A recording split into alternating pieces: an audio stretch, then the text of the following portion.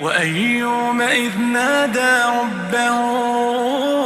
أني مسني الضر وأنت أرحم الراحمين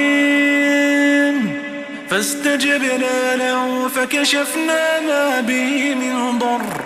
وآتيناه أهله ومثلهم معهم رحمة من عندنا وذكرى للعابدين وإسماعيل وإدريس وذا الكفل كل من الصابرين